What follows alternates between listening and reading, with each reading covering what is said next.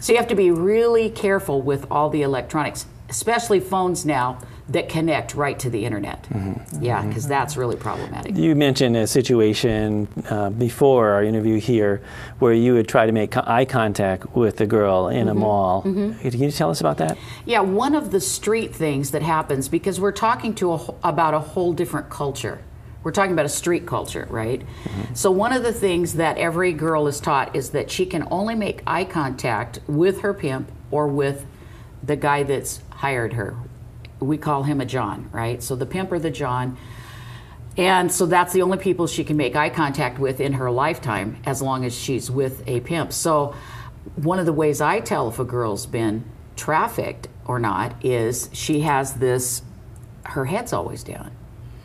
Because girls don't go shopping in the mall with their head down. They go shopping with their head up, looking in all the windows. So you see somebody that's walking along with her head down and won't make eye contact with you. So then I just walk up to them and say, hi, how are you guys? You just shopping today? Make light conversation. And they're thinking, who is this crazy person? But there is a reason I'm doing that. It's because I'm worried about the girl. And then I say something like, hey, did you just get out of school? What school did you just get out of?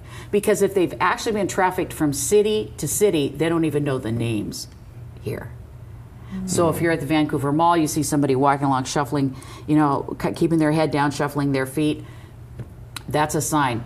Then if you engage them in conversation and you say, where are you? They may not even know what city they're in, much less what schools are in the area. So when you go shopping, you go out in public, you're actually, are your antennas up? Are you looking to see, is there... It's terrible. There is no such thing as shopping for me. So you're I'm always on the lookout, right? So you're very aware of this is something that's that could be all around you.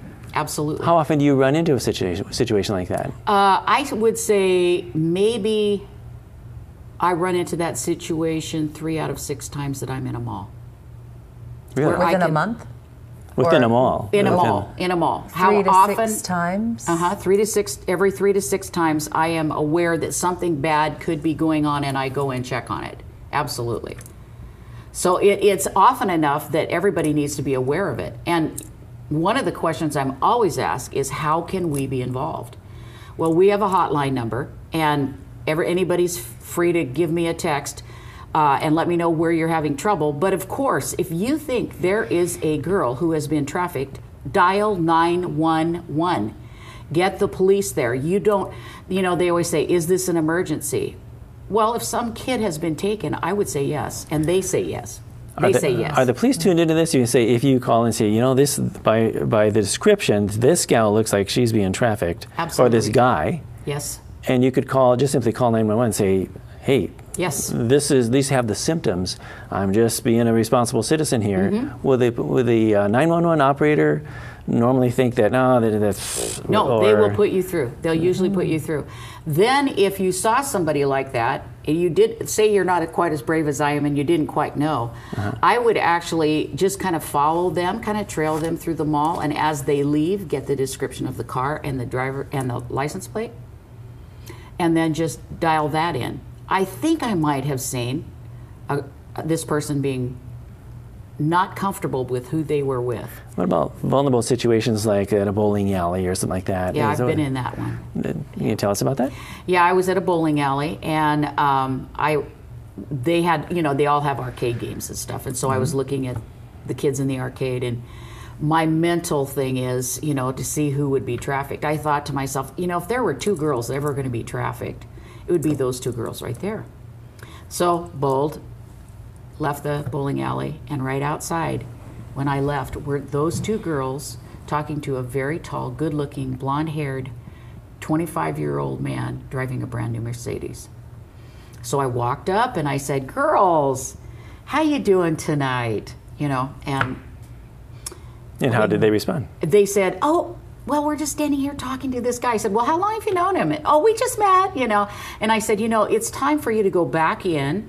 And, well, we're waiting for our mother. And I go back in, or I'll call security. I want you to go back in right now.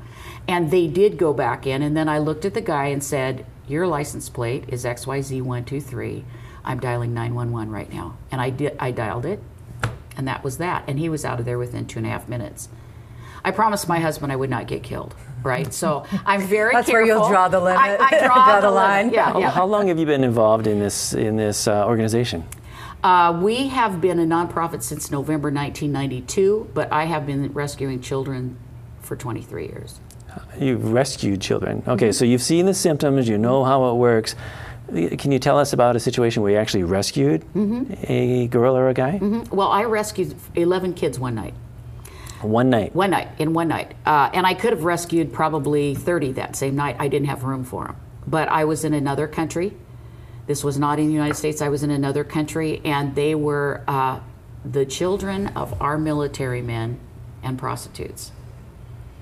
And I was so upset about that situation because they were on the street, they were being molested, they were being raped regularly, that I took 11 of them home with me that night and had a friend that lived there, and we started our first rescue situation. But it was really fun, actually, because it was kind of like, okay, how old are you? Well, we don't know how old we are. Okay, open your mouth. Okay, you've got 6-year molars. Okay, you're about 7. We'll call you 7. And then, okay, what's your name? No, that would be a street name. That is not your real name. What name would you like? And so they all picked names, and we helped them. And then I said, okay, what birthday do we want? And then they figured out that Christmas was really a great time, that December 25th would be a great day to have a birthday, and everybody picked the same day. So these are kids that were taken when they were really young. They were dumped on the street and used. And they don't even know how old they are. They don't know.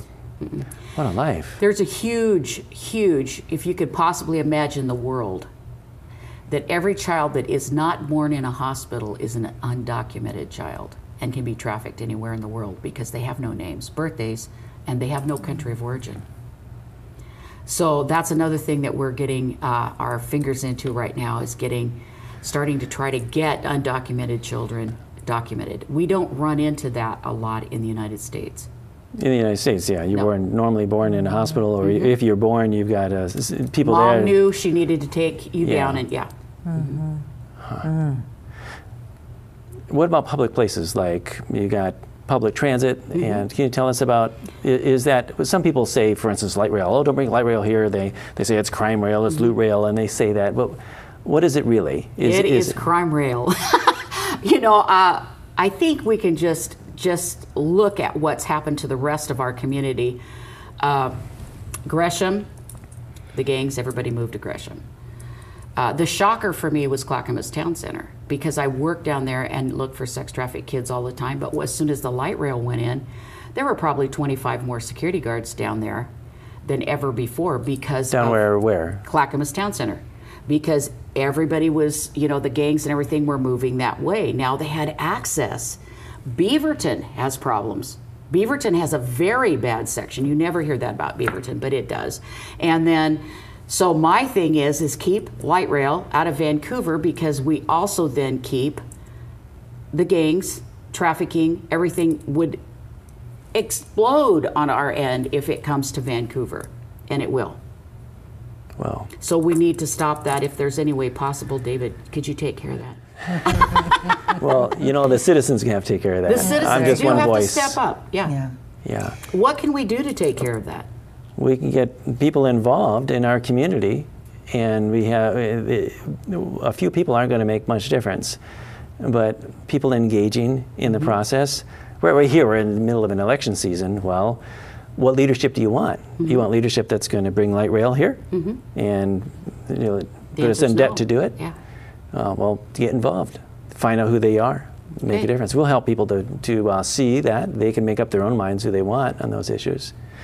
So now, Clackamas, the line that went into Clackamas, that's a relatively new line. So you got the before and the after there. You said 25 security guards. Who's paying for those security guards? I have no idea if the mall had to pay for those security guards, or, of course, ultimately we do. We shop there, right? Or whoever shops there ultimately has to pay for the extra security that steps up.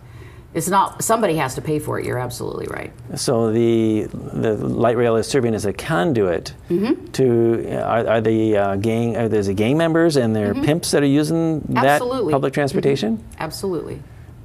And the girls can get everywhere, right? I mean, we've got, the guy can take the girl, he can go everywhere. I mean, it's like the whole thing spreads out and away we go, because they can easily transport the girls. What about our kids using public transportation? How vulnerable are they? More vulnerable than other situations? I think they are, personally. My child would never ride public transportation, or my grandchild now. But yeah, that really scares me. That really frightens me. Matter of fact, I had a young man, I spoke both at Grant and Madison High School 2 weeks ago, must be 2 weeks ago now, right before school was out. And one guy waited and waited and waited. We met in the public library, the school library, but he waited and waited, waited for me right till the very end.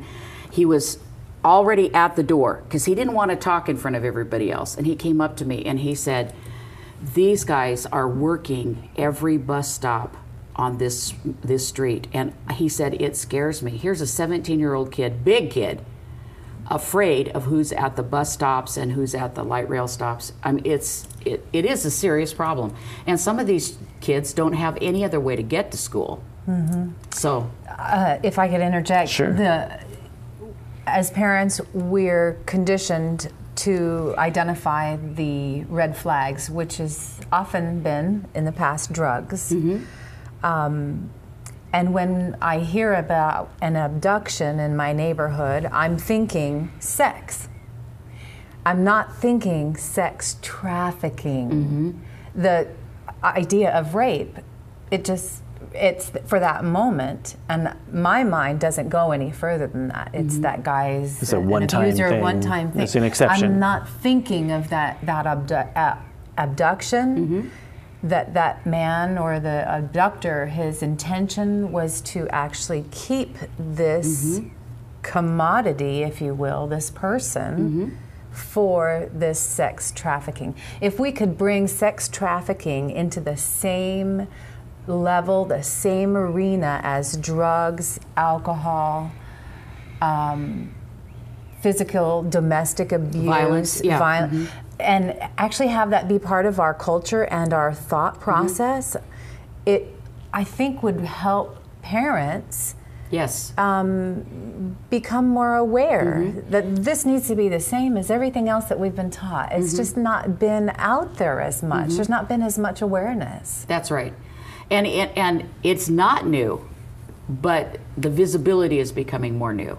We're doing awareness training for trainers, people who want to train in schools and civic organizations. We're doing that, and I'm just developing a new training called Mama and Papa Bear, trying to train parents to become Mama Bear and Papa Bear. In their defense, the Mama Bear is the one that will take anything on to defend her child, and we need a little more of that, the proactive, you're not going to touch my child thing happening, and get people comfortable enough that if you saw a woman shopping and her 3 little kids are strangling out behind her, that you would go up and say, I could have just taken 2 of your 3 kids because they're behind you.